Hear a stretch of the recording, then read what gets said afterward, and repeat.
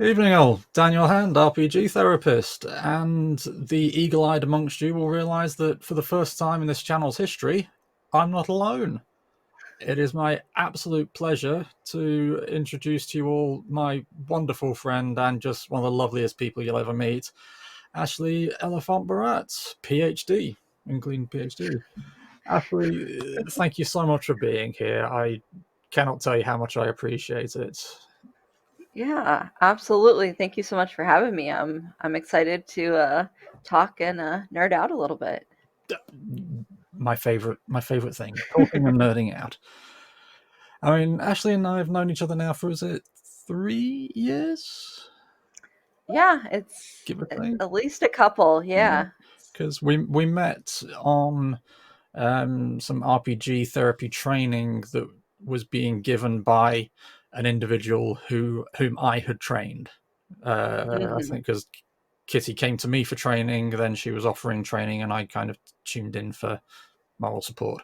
And then since then, even though the training has finished, we're just like, I love you guys. Let's just never leave.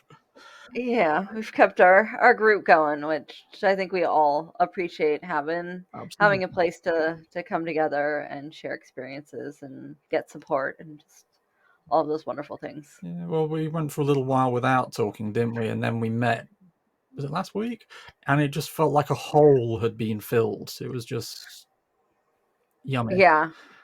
Um, No, it was absolutely wonderful. Reminds us that we have to keep it up. Absolutely. And, it's what we tell our clients all the time, isn't it? Self care. Make sure you get out the house and meet people that you like. And it applies to us Mhm. as much as it does to them. It does. We have to be examples for our clients as well. But more than anything else, we're setting an example by playing Thirsty Sword Lesbians, which I'm sure we'll get Yes, that is a great example setting. to. So, yeah, Ashley, just tell us, before we get into the geek out session, just tell us a little bit about yourself professionally. Obviously, this is the RPG therapist, so your ridiculous amount of experience with RPGs, which I'm like, how are you still standing upright? And yeah, the floor is Yeah, yours.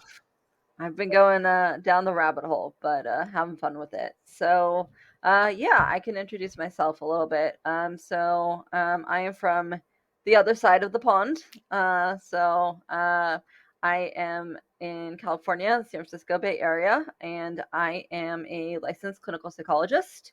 I've been practicing for about 3 years now, and my main focus is on working with neurodivergent individuals and really providing a variety of different support services. So I do clinical assessment as well as therapy and working to increase that kind of reach over time. Work more with some groups and things like that. Yeah, I am an ADHDer myself. I'm getting better at just putting that out there and acknowledging it. And I feel like as I continue to do more of this work, the more I understand myself, the more I understand my clients. And it's a great population of people to work with. And you know we click on our nerdy interests, between myself and clients. And so RPGs are something that I've always really been interested in, more from a personal standpoint. And I currently play in a number of Dungeons and Dragons games, and yeah, got three going right now, with then DMing or co-DMing one. So lots of tabletop RPGs in my life, but I'm currently kind of on the precipice of really learning how to incorporate it into my practice. And so I've been, part of it is just increasing my own comfort with RPGs, whether that's D&D, Thirsty Sword Lesbians, whatever the opportunity may be. And then just working on how to kind of bring that into clinical practice, using resources like your wonderful book and all of What, that. this thing here? Pfft, don't know what you're Yeah, talking that about. thing staring at me. Yeah, I got one staring at me over on my desk too. So Marketing is it's not my favorite thing. no, but I'll do it for you. Oh, Uh, so yeah, I love the book. It really simplifies the process, which I think helps me feel less overwhelmed by it. It breaks it down in a really accessible way. So I'm hoping that with some of those resources and my experience that I'll be in a position to really integrate this into my practice soon and have it be something that's a big part of what I do, because I very very much see how helpful it can be, and how great of a resource it can be for our clients. yeah, 100%.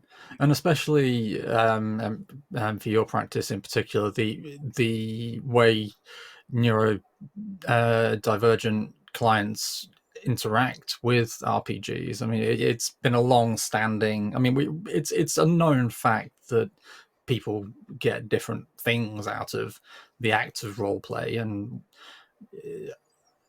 a standard school exercise with neurodivergent kids is to role play various situations. Hmm. I mean, how much of that kind of thing has come into your work? I mean, even outside of the D&D side of things.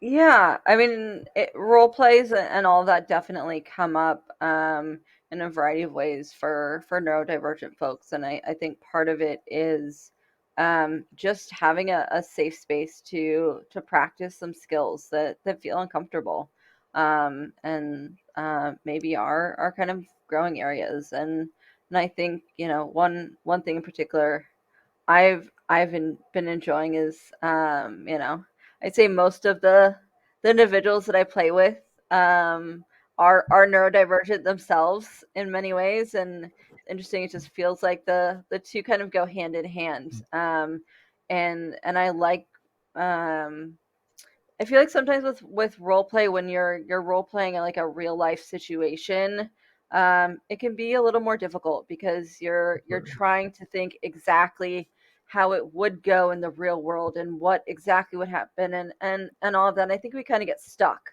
a little bit. It makes it harder, at least for some of the clients that I've worked with. So I love the idea of bringing in RPG stuff to pull a little fantasy in there, Mm-hmm. right?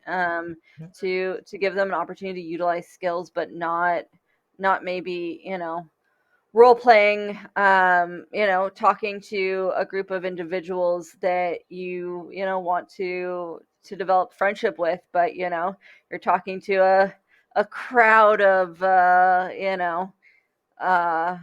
people at the queen's court, and having to sell yourself as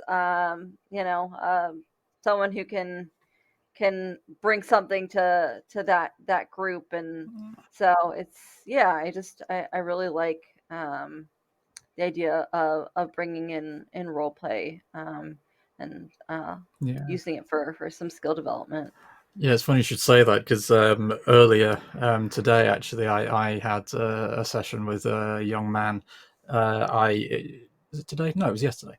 Um, I have a concept of time. Um, and he had to go and buy something from a witch, Mhm. and she was absolutely mad as a box of frogs. I didn't realize how much I was going to enjoy playing her until she just turned up. Um, the poor little guy could not talk to her.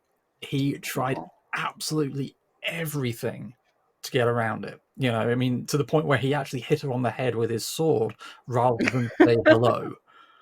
Um, and of course, the great thing about that is because it's not as you say, a real world situation where you go, well, you couldn't really go up to that person and hit on your head with the sword, could you? You just go, okay, she turns around and she blasts a fireball in your general direction. What do you do? It makes it takes the overwhelming, it takes the trauma out of the situation and just makes it fun. It makes it engaging. There's, Yeah. they're not going to get penalized for getting anything quote unquote wrong. Yeah, yeah, and it encourages that ability of kind of thinking outside the lines, Yeah. right? I mean, that's I'll do a little bit of a plug, that. So I don't know if you know this because you haven't seen it. Maybe you have, but so my business is actually technically called Outside the Lines. Mhm. It's I took that name from. Sorry. By the way, link to all of Ashley's stuff below. Please do find it out. Sorry, carry on. I'd forget to say that if I didn't say it here and now. So No, all good. Yeah, so it actually comes from an old Albert Einstein quote of you have to color outside the lines to make a masterpiece.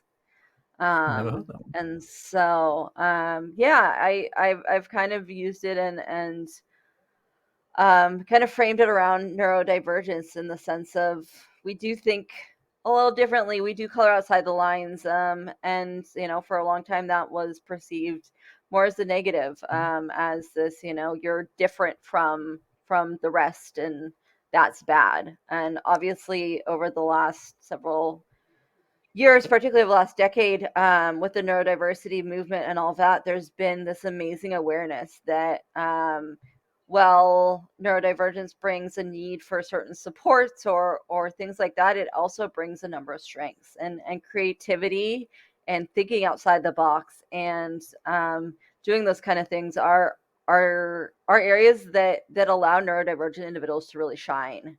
Mhm. And so I think D&D plays in, or any kind of RPG plays into that really well, because, like you said, you don't have to pretend it's a real life situation where you have to be doing everything perfectly. If you need to pull out a fireball and go to town, then that's what you do. And so yeah, I think it's just such a great avenue. What's that meme? It's along the lines of, I didn't ask how many people were there. I said I cast fireball. Exactly. Uh, Yeah. and especially with young clients as well, who are just they don't know what they're feeling, because Mhm. feelings are fluid, especially when you're a teenager. And so being able just to put all of the responsibility onto the character, just go, Mhm. no, don't worry. Okay, the character has hit the witch on the head, so anything bad that happens is going to happen to the character. Don't worry, you're absolutely fine. Yeah. And by the way, that kid at the end of the game went and sat down and watched football with the same witch he refused to talk to. But A- and that's how we've utilized that general concept for so many years in therapy, right? With mhm, particularly younger kids. Let's externalize the problem, right? You're dealing with anger. Let's talk to that anger. Let's talk to that person. And I think that personification, that kind of creating this other entity, allows a type of communication, that you wouldn't otherwise have. And so I think the same general concept applies when you have a character, in that you can just kind of, you can pull it all together, yeah, and just, have an external way to talk about some of these topics. And a lot of neurodivergent individuals really struggle with identifying emotions in themselves and articulating those emotions. mhm, And so it's a great, again, opportunity to, encourage them to practice those skills, because we know that practice, practice, practice, yeah. practice, right? When we're learning any kind of skill, and so it gives you, I think, a really nice safe space to get some of that experience. Yeah, 100%. And especially when things like trauma come into the mix. I mean, Hmm. trauma and neurodivergence, especially autism, that end of neurodivergence, are probably the worst mix a therapist can face. Yeah, it's interesting. I've been doing a little bit more reading lately about this exact topic about kind of trauma and neurodivergence and how in some ways they can be thought of as different sides of the same coin. Mm-hmm. Um, so we know that having significant traumas in childhood and stuff like that, it impacts our brain. It changes the way our brain Mm-hmm. functions, and that can lead to ADHD type symptoms or autistic symptoms, and not even symptoms, but just this way of being, where there is this level of hypervigilance. There is this distraction going on Yeah, constantly absolutely. because you are so focused on your environment and your internal experience. And so I think that it's a great opportunity to address some of the trauma and all of that again from a kind of a little bit of a distance, Yeah. that makes it feel maybe a little bit safer. Yeah, and that's the key word, isn't it? Safety. Is, Hmm. if you can't help the client feel safe whilst they're working with you, then it doesn't matter how good you are at your job. They're just not going to get anything out of seeing you. You've got to help them feel safe. Got to be empathetic. All the core conditions. You've got to get them in place, and the fictional frame, as I've started calling it, where you just turn this into just a magical world of fairies, dragons, and laser blasters, just means that, again, doesn't matter what you do, you're fine. The character's the one who's going to pay for any mistakes. Yeah, And oh, look, those exactly. mistakes aren't that bad. The payments for those mistakes aren't that bad anyway. Hmm. Yeah. Exactly. Yeah, it makes it. Yeah, I keep going back to that safety word, right? Mm. Because I think that's so important, and that's something that we're always actively working to do, right? In any kind of therapeutic space is create that feeling of safety for our clients so that they feel comfortable exploring some of these big heavy topics. Mm-hmm. And so I see this as just another tool that we have to help create a safe space that can really kind of hold our clients and allow us to work with the material, without it feeling too intense. Mm-hmm. It's a different kind of intensity. It's an excitement intensity, Yeah, right? You're shooting 100%. your fireballs and your arcane missiles and all of that, because there's a giant dragon in front of you, you Yeah. know. Um, so it's a great way to um, continue some of those core basic therapeutic techniques that we utilize, and connect them with some new and interesting practices. Yeah, absolutely. And it kind of moves us on to the obvious question. Got two geeks sitting here. We've played RPGs for a good long while. Geek out time. What's your favorite? What games do you like playing? Um, um well, given my current D&D schedule, you can guess that I am a fan of Dungeons and Dragons. I didn't grow up as a gamer. It's kind of been something I've learned over time. Actually meeting my husband, and he has always really been into games and like World of Warcraft. So some of those MMORPGs where you're getting that RPG experience, but through a computer, mhm. where you're interacting with others and having all of those experiences. And so, yeah, the MMORPGs is really the first place that I started learning about RPGs, and I fell in love.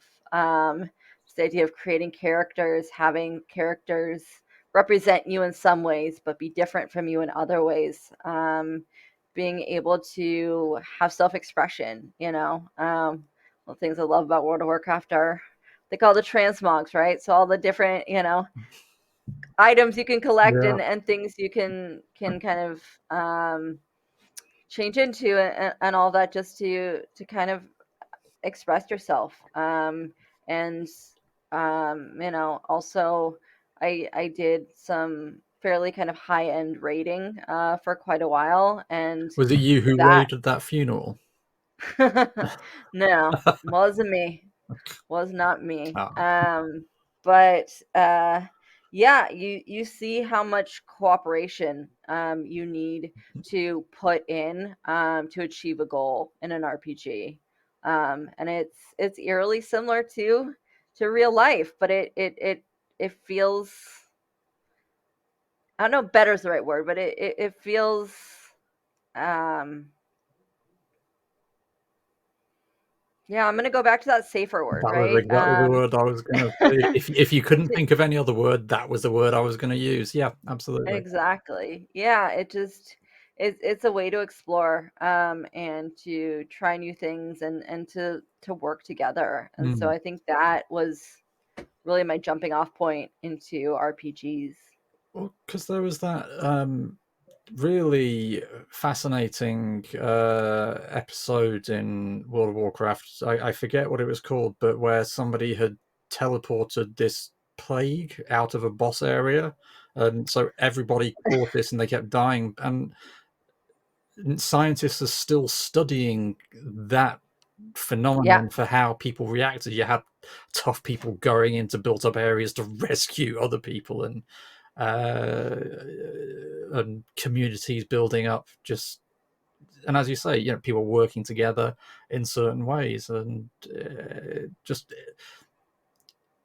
it's basic human interaction, but hmm there's a screen between you and the other person, so you don't have to quite put yourself in jeopardy of going, hi, are you safe? It's just like if they upset you, you just turn it off and read a book. exactly. Yeah. So there's an easy escape point if needed. And I think there's also something about the ability to represent yourself in the way that you want to be rather than maybe sometimes exactly as you are. Yeah. I find myself often playing characters that resemble myself in various ways, but then finding other ways to just maybe buff it up in certain areas. I don't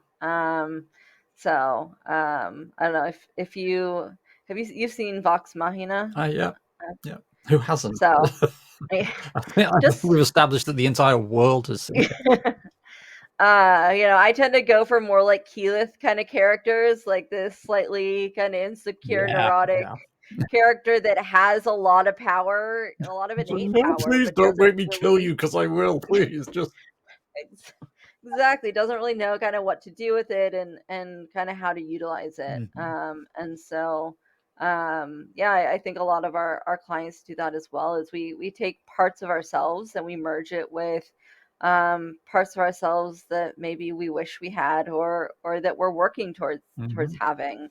And so it is just, yeah, it's a great opportunity to try on different hats. Yeah, absolutely. And the character work is just fascinating in and of itself. You see people creating these characters right in front of you. I mean, and this applies to your local gaming table as well as your client work. But just to see characters forming on the table, everybody has kind of like not, I mean, ticks almost. T- my characters always end up similar in some way. Even if I try, I'm going to do something different this time. No, they always end up grumpy in the mornings. I mean, I can't imagine where they get that from. Um, and so seeing that is just, it's meta on a really cool level. It's not necessarily, I mean, therapeutically, it's a fantastic tool, but even outside when you just play, I've been playing with my local group for years now, I can almost guarantee the kind of characters they're going to put out Yeah. because we've been playing for so long. Yeah, Uh, I can do the same thing. yeah. I can tell you the one guy that will always be the barbarian up on the front lines, a Mm-hmm. Goliath, something like that. The one guy who's always going to be a wizard Yeah. and, loves his spells and all of that. So yeah, I mean it's great to be able to incorporate ourselves, but in a unique way. Yeah. Um, and I think that the gaming really allows for that opportunity. Um, And you yeah. mentioned your characters were frequently um, yourself, just with other aspects. I mean, can you tell us like some of your favorite characters or some of your favorite in-game moments? That's a great question. Sorry, too many to choose from. Too many, and I also have to keep them at a certain level of appropriateness. Oh, Ashley. Our, Oof. our We're not talking about thirsty sword lesbians all the time, you know. No, I even without the sword lesbians, it gets spicy sometimes. But Man. no, it's let's see. Yeah, I'm thinking of a couple characters that I'm playing right now. So two that are pretty similar. Both are Twilight clerics, who really started out from a hard place. So one of them had a lot of physical illness and lack of strength, and um, kind of that whole experience. The other had more kind of that emotional difficulty growing up, Mhm. just trouble connecting with others, saw some family die. Both have experienced trauma, which I feel like I tend to bring into my characters in some way. And But they're resilient, and that's something that I really focus on when creating a character is what resources can I give them to help them be more resilient. So whether that's that they're very studied and they can always go and look things up, and um, things like that, or surrounding themselves with party members who are big and strong Yeah. and can help protect them. um, yeah, I'm trying to think of a good particular moment. Might take me a minute. Don't Maybe worry. we'll come back to it. But But it's interesting. I mean, having known you for as long as I've known you, that resilience. I mean, I'm sitting here going, "Yep, yep, that's Ashley." Yeah. yeah, yeah. Actually, well, I mean, one cool thing that did recently was integrating some psychology and D&D together. I'm doing a campaign called Grim Hollow. It's not an official I've heard the um, name, kind I of believe. module. Yeah, you might have heard me mention it. That will be where I've heard it. Yeah. It did ring a So vague bell. yeah, it's kind of like a grim horror setting, so it's pretty dark. But I almost like that in that it requires even more resilience, right? Mhm. Than you might need running through, a Fey area, or something like that. And so, Sunshine and rainbows. um, exactly, yeah. And so there's in terms of the lore of the area, there's been an ongoing war between, these two sides. And in our current campaign, we were recruited to come fight for one of the sides. And Mhm. what we did is I helped our DM, and had another friend help as well. We basically came up with like a little bit of like a personality quiz, of using like the ocean characteristics, to match people with roles in the army that they would be well suited to. So That is so cool. Yeah, yeah, it was a lot of fun. So we took kind of personality traits and how those relate to different roles, and then we also did kind of a not choose your own adventure, but basically like a scenario that Right. they had to kind of walk through and Mm. explain how they would handle different things. And so then kind of assigned people to different roles based off all of that. I am the arcanist, and excited to make all sorts of potions and all of that. So I think for me, I really enjoy story and RP. I've gotten better with combat. I'm feeling more comfortable with it, but it's not the area I kind of default to. Mm. So a lot of my favorite moments are things like that where we create really interesting scenarios. I thought of one more good one. Go for it. Is I as a way to get to know the party, we're sitting around the fire drinking, decided to play a game of Never Have I Ever. It's a great way to get to know people's characters. Uh, And that was this is one of those things like, oh my god, that's amazing. Why have I never thought to do that? That is, so much fun. ah, tell me more. So we were on an adventure. We were trying to rescue this woman who had been kidnapped, and so we knew that this group of people had her, but we were trying to be real subtle about it, and not let Never on. again. So yeah, me either. But we were trying at least. And so um we were trying to kind of buddy up with these guys that were transporting this woman and get them to let their guard down. So we were drinking around the fire and started playing Never Have I Ever and started sharing some stories and just all sorts of fun experiences. And never have I ever gotten a goblin drunk, or just like all sorts of weird things. And then ultimately, as the characters began to drink a bit more and a bit more, lips got a bit looser, and eventually my character pretty much said, never have I ever kidnapped a woman, and looked over at the guy who was in charge to see his reaction, and got quite a reaction from him. But Was that reaction along the lines of, right, everybody roll initiative? surprisingly not. Was able to kind of de-escalate it a little bit. He was also really drunk, so that um he wasn't ready for a fight either. Right. But and he didn't disclose much. I think that's why he didn't uh turn it into a combat situation. Right. But he got very nervous and tense, kind of looked over to a certain area, and there were just some kind of subtle tells that he gave us that allowed us to then go and find who we needed to find and get the heck out of there. Mm. Uh, So I love little tales like that. That's cool. That's just cool. yeah. So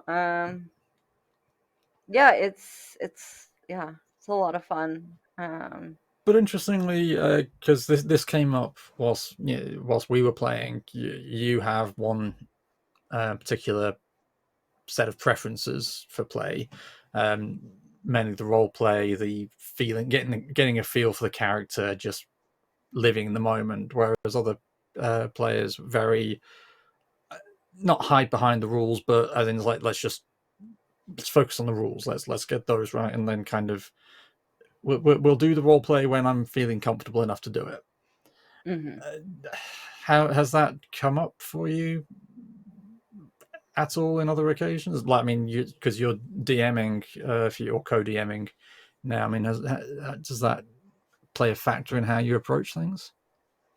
Yeah, definitely. I mean, I think that's one of the really nice parts about D&D or RPGs in general, is the fact that there's so many different pieces, Mm. so that each person can have a piece that they really enjoy, and maybe a piece that's more of a growing edge, right? Because they're not necessarily complementary skills. I know some people that are amazing with role play and amazing with playing through combat and thinking really strategically. But I feel like myself and a lot of people I know, there's one that's much easier and the other that's more effortful.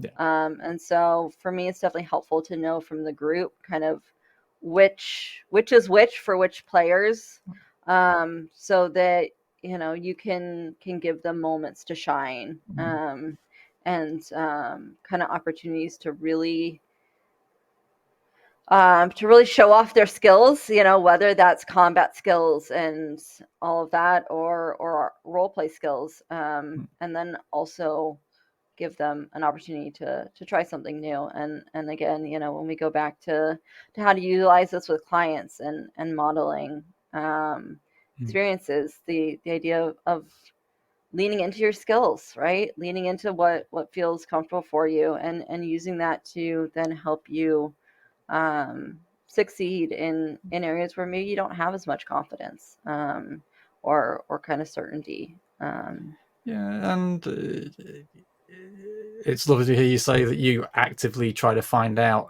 what people's preferences are, because if you're not enjoying it, and this is true for social gaming as well as therapeutic gaming, kind of what's the point? Yeah. Yeah, and that's why I've really been enjoying taking on the DM role a little bit, because um, you got to tell a story, and you got to create some of that story, and you create that world based around your players. And again, that's another way.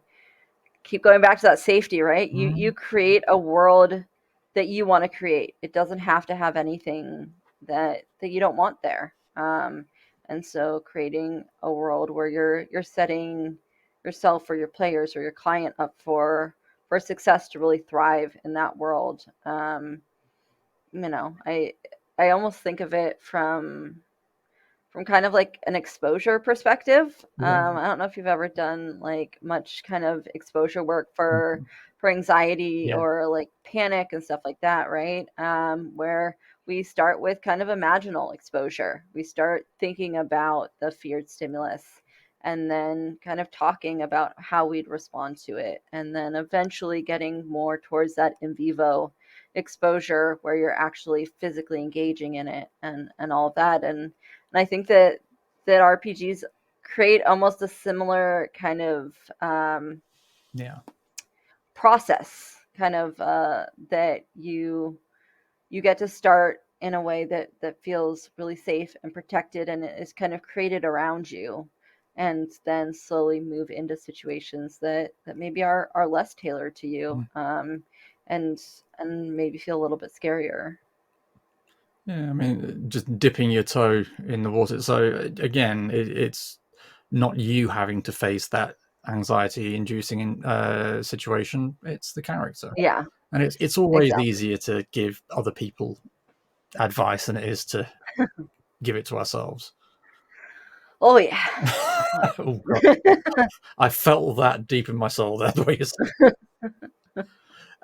One thing you mentioned before we actually start recording, which I thought was, I mean, it just hadn't occurred to me as being an option, was using AI to come up with encounters. I mean, because Yes. there's the whole ethical thing about AI, which let other people have that conversation. But just as a tool for your purposes, I mean, I just had not. To me, the only experience I've had of AI is a friend of mine sent me a picture that they'd got something to put together about one of the characters that they'd written a story about. That is pretty much all I know about AI. So the thought of kind of creating an encounter, I mean, how does that work? And yeah, tell me more, sell it to me. It Yeah. sounds cool. So yeah, it's a great resource. I am very much about using the different resources that we have out there, and I think AI is one that we're just starting to understand what it can do. Yeah. And so I think particularly for RPGs and all of that, I've seen it used a few ways. So I've seen it used um, in creating a speech. They're trying to convince the group of something, and so they asked ChatGPT, help me write a um, persuasive essay on this topic, or things like that. And so it can give you material for your characters to use, and then you can also use it from like a generating encounters perspective. So I was creating a Banshee's Tomb encounter for the group that I am co-DMing, and I used it to help flesh out what the Banshee would look like, and because the AI has all the information, it pulls in. Banshees usually have this lighter hair color and all of that, and all the little details, and it's just as a starting place, right? And then you can tweak and modify from there. Used it to create a riddle. That was a lot of fun.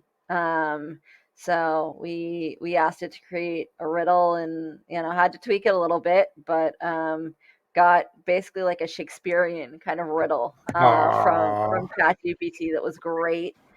Or just ideas about different ways to use different monsters. So, you can say, give me 5 encounters where my players would fight a banshee, and it'll give you encounters. And then if you want to ask more details, you ask it to give you more details. And I mean, it's really, it can be an iterative process, but you can get it to really give you so much information. The I said there's like a couple ways, but now I'm thinking of like 5 other ways that I utilize ChatGPT for gaming. Coming up with items, magic items to give your party, is another great one. So you explain your character. I have a Twilight priest who's currently playing more of like a frontliner type role, almost kind of paladin. Like what would be um, what would be a magic item that we could use. And so we found something that buffs the shield spell, and gives some additional melee attacks, and so Cool. it helps get your brain thinking. Yeah. I feel like for myself and a lot of other ADHDers and autistic individuals I know, that initiation piece is so hard, right? Mhm, Getting mhm. over that first starting block is where I I stop and I get anxious, and I'm afraid to do it wrong, to not have it be good and all of that. And so the AI giving just like a starting place that then you can go and edit and change and all of that, I feel like is just a really, really helpful tool. I mean, that's fascinating. It just say never occurred to me, and that is a big barrier to other therapists using RPGs as a tool. I mean, those of us who are out and out geeks who happen to be therapists, we're like, yeah, RPGs, therapy, great combination. The rest of our non-geek colleagues, they're like, RPGs, what's one of them? And Yeah. and giving them tools to make the whole thing easy. I mean, trying to get your typical therapist, handing them over the player's handbook, the monster manual, and the GM's guide. But here you go, read that, and then you'll be able to work with your clients. Mm. No. So simplifying it, and I mean, yeah, just instead of saying, right, come up with a storyline to throw at your clients, just say, chat, I've got a client with anxiety, produce a scenario with that. Okay, and as you say, you'd have to edit it, make sure that it was kosher, for your Yeah. clients. But that's, yeah, as you say, it's making sure you oh, I beg your pardon. Utilize the tools we have available to us. Yeah, yeah, absolutely. It's been a big topic of discussion. Just because I do a lot of assessment work. And so people have been looking into how do we use AI to help with assessment report writing or things like that. And that's where I originally started looking at ChatGPT and some of that. Mhm. I've Some people really love it and really utilize it. I have not felt super comfortable using it in that capacity yet, Absolutely. for a variety of reasons. But just that got me interested in downloading it and talking to it and just learning. And so then once I had it, learning to utilize that and apply it to different areas. It's been really interesting, and I feel like it takes a little of the pressure off, right? Of that creativity. I must think of the most perfect creative adventure for my player, Yeah. Mhm. um, and like I said, it just really helps with that initiation. Yeah. It just gives you a starting place, and for a lot of us, that's what we need. We need something to build off of. Yeah, absolutely. And that, I mean, that applies to our clients as well as to us as either therapists or regular gamers. You're giving them this scenario, this piece of magical equipment or whatever, and they can just take that and go, okay, well, how do I feel about this scenario, and how can I take those feelings and apply them Exactly. in Yeah, life? it's a great opportunity to practice applying some of these skills. Yeah. Um, I was going to say something deep and meaningful, but it's gone. Yeah. Something about, yeah, that was it. And are there any? Hey, my brain works. It's Friday night for you. Yeah, I know, but come on, I English good.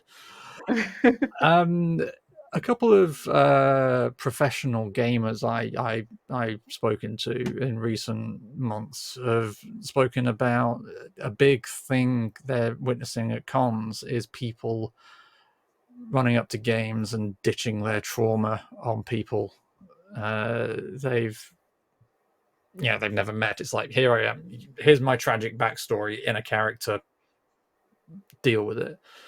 Any thoughts on that? Because I thought that was a good, just ethical question to consider. I mean, and these guys and the people who are GMing for those groups obviously aren't trained therapists, and I demand just asking every therapist I know, what do you think about this? Because it just, as a, you know just a theoretical topic, just brings up lots of questions. I mean, any thoughts on that? Yeah, it's great topic. Because I feel like so many of us unknowingly do this Mhm. when we're gaming. So I I have really mixed feelings, I guess, to be honest. So I see the benefits in that someone can talk about an experience or experiences that were very impactful for them Mhm. in a way that feels safer, and maybe try and challenge some of the beliefs that come from those experiences, in a more direct way than they're otherwise able to. And so I think for the individual, I definitely see the benefit. Um, Thinking about it more from the DM side, um, Mm. it creates a tricky situation. I feel like in a number of ways, because then you're trying to not just create a story and an experience, but um, you're trying to almost like protect your players, Yeah. or you have this. I mean, it's a heavy load to take on. I feel like for a DM, Mhm. particularly Absolutely. if you have six people in a party, all of whom are doing that to some Oof. various degrees. Yeah. So, I think my thoughts on it, just like everything with role play and all of that, comes back to consent. So Mhm. before you get into gaming, talk about what's okay, what's not okay. Like I said, I've been playing in some pretty kind of more dark horror settings. And so that's something that we've gotten in the habit of during our first session, our, session 0 is what are things that are total no-goes? What are things you're not comfortable with seeing or even being alluded to, or things like that? What are things that may kind of spook you but you're willing to be spooked, Yeah. and all of that? And so I could imagine working a conversation about kind of bringing your own stuff, Mm. whether that's trauma or things like that, into the game, and how to create a boundary that feels healthy for everyone. Yeah, absolutely. Don't take a 5-year-old and throw them in the middle of The Shining, is what you're saying. Exactly. Yeah. Well, but I mean, also, I think just being able to say, yeah, bring who you are, bring the pieces of you that you want, but just know that we're only gonna kind of address those in certain ways, Mm. right? So setting, I think, the expectation, if this is just a game we're playing with friends, that this isn't going to be a therapeutic setting, right? I I hope that it in some ways will be. I feel like that's kind of my goal going in there as a DM, is to create a cathartic experience for the players, whatever that may be. But just, yeah, really kind of explaining where those boundaries lie. I, I don't know. That's kind of my take on Yeah, absolutely. I mean, how you could address it. again, boundaries leads into safety, leads into, yeah, just be sensible with it. And that's, yeah. Well, we're coming towards the end of time. Yeah, we're coming towards the end of time. Everybody get Dun dun ready. dun. um, any kind of last thoughts or points that we haven't touched on? Ah, great question. Anything you'd like to, if there's one piece of information that one of our colleagues who is considering using RPGs really ought to know? Um, let's see. Great question. I'm I sorry to think just drop it on you like that out of nowhere. It's not as if I'm making this up as I go along, honest. no, you are good. I mean, I guess one thing I'd like to say is don't be afraid of doing some modeling for your clients, and in the sense of step outside of your comfort zone a little bit, and try integrating some of these techniques, and or at least practice them outside of a therapeutic setting, so that you can feel comfortable utilizing it. Yeah. I've been really, really interested in RPG therapy for a long time, and particularly more so as I've read more literature on it of late, and all of that. But yeah, I'll admit that I'm definitely hesitant to bring it into the therapeutic room. And for me, it's been an exercise in facing some of my demons, getting comfortable, being uncomfortable, and forcing myself to try roles that maybe I wouldn't like, being the DM and things like that. So yeah, I think biggest advice I would give it is just give yourself time, and learn and explore and see what works, what doesn't work. It's not going to be the right fit for every therapist. It's not going to be the right fit for every client. Just like CBT or DBT or ACT doesn't work for every single client, right? Yeah. So I think it's important just to think of it as another tool in our utility belt, and yeah, just another way, as you know, keep going back to that safety, right? Create that safe space for our clients to explore and to yeah, really just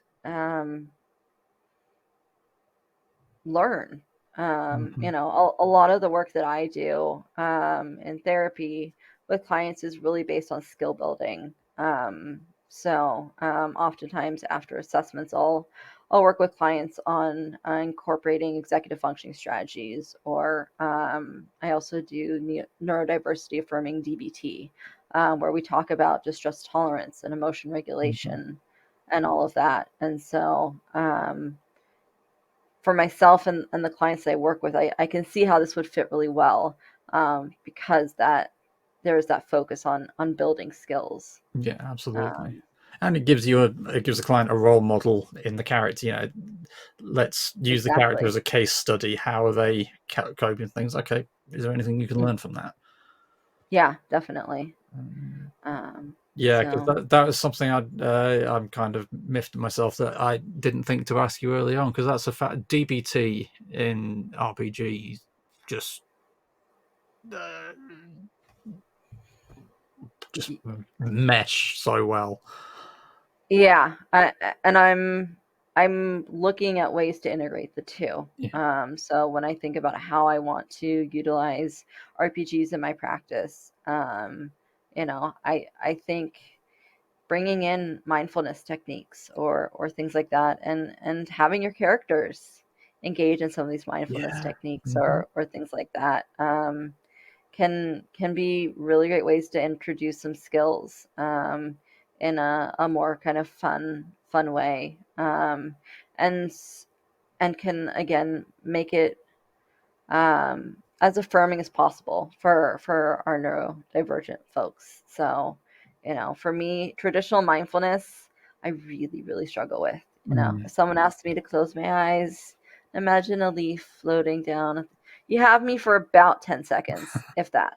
It's just I know myself, and Mm. you know my inattention kicks in and my brain wanders and all of that. And so creating sensory experiences is one of the ways I found to really make mindfulness Mm. approachable and accessible for neurodivergent folks. And there's so many ways in like a game setting where you could really utilize senses and encourage clients to think about, you know, not just what they're thinking, but what they're feeling, they're tasting, they're touching, How just hot all is of the those. dragon's fire as it burns you alive? Exactly, yeah. You know, hopefully it's not burning you alive, just singeing you a little Yeah, bit. yeah, just taking off a But couple of hit points. You're fine. You're fine. yeah, but how to be really present in the moment, how to regulate emotions when there's a giant dragon in front of you, Mhm. literally, Yeah, and you need to fight that. So yeah, I really look forward to I think integrating you know, all of these different skills into to kind of like one experience for clients. fantastic. It's very exciting. And that about does it time wise. Ashley, tell us a bit about where we can find you and uh, just how amazing you are, because people who've watched this by now will be as in love with you as I am. So give us your details and let people find you and experience the awesomeness. Yeah, absolutely. So I know we're gonna post my contact info and all of that. My website is probably the best way to get in touch with me. There's a way to contact me through there, and always willing to do, you know, consultations for other providers. You know, particularly those who are neurodivergent, working on trying to understand how to incorporate that piece of yourself into the work that you're doing with your clients. Also, always working to put resources up on my website as well for ADHD, autism in particular, but also a number of other kind of mental health conditions. So yeah, that's probably the the best place to go take a look, and it'll tell you a little bit more about my approach to assessment, my approach to therapy, all the different types of services that I do. I'll put one last plug in for another area that I'm currently developing. It's been so much fun, which is some neurodiversity affirming couples work. Um, so I've been recently doing the Gottman certification for couples therapy, and working to adapt it to neurodivergent couples. So bringing in some of that, again, from DBT, executive functioning stuff, bringing in ways to have conversations with partners about resources and about abilities to do different tasks or engage in different conversations, and just doing some skill building on communication, between multiple neurodivergent people, between neurotypical and neurodivergent people. We know we have the double empathy problem, and just all sorts of ways that we struggle to communicate effectively. And so yeah, that's something else that I've been really seeing a need for, and 100%, yeah. been yeah, working to provide some services in that area. Well, you'll have to come back and tell us more about that. Oh, Yeah, fantastic. as I think about it, I know we're out of time, Oh, but now okay. I'm realizing that it would be really fun to do a D&D thing with a couple, like a campaign where they have to do some team building, or some kind of trust based exercises or things like that. So now I have a whole new rabbit hole to go down. We've done it, everybody. We've thrown her out the window again. Yeah.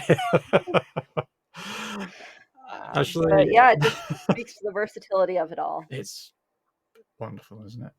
Yeah. Actually, I love you. Thank you so much for coming along and making this as wonderful as it has been. And I'll Yeah. speak to you soon. Thank you so much for having me. I really appreciate it. See you later. Hi there, everybody. Thanks so much for watching this video. If you have any questions for either me or Ashley, please do put them in the comments below, and do let me know if you'd like more content like this. Next week I'll be back with another geek dive, so do tune in. Until then though, take it easy, don't do anything I wouldn't do, and have a good one. Cheers.